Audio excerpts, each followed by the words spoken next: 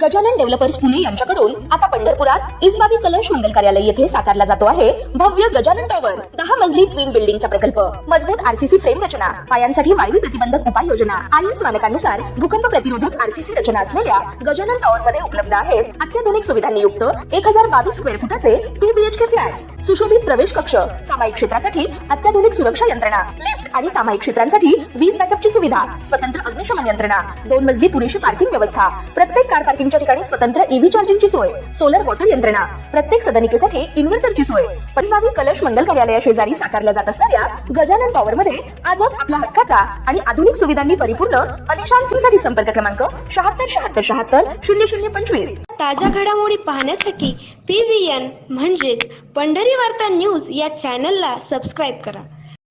राज्य उत्पादन शुल्क भरारी पथकाच्या माळशिरस विभागाने रविवार दिनांक 12 जुलै रोजी दुपारी मौजे मळोली तालुका माळशिरस येथे सापळा रचून गोवा राज्य निर्मित व महाराष्ट्र राज्यात विक्रीस प्रतिबंधित असलेले विदेशी मद्य वाहतुकीवर कारवाई करून आरोपीच्या ताब्यातून 1,24,71,000 रुपयांचा मुद्देमाल जप्त करण्यात आला।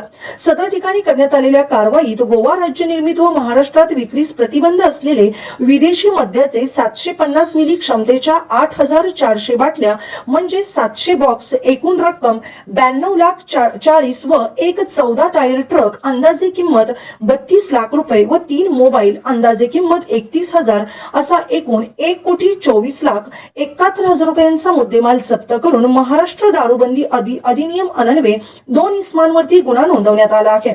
सदर कारवाई निरीक्षक सचिन भवड, राकेश पवार, दुय्यम निरीक्षक सौरभ भोसले, बाळासाहेब नेवसे तसेच अमित नांगरे, अक्षय सस्ते, स्वप्नील सोनवलकर, प्रीतम पडवळ तसेच सहाय्यक दुय्यम निरीक्षक SA बिराजदार यांच्यासह उत्पादन शुल्काच्या कर्मचाऱ्यांनी पार पाडले।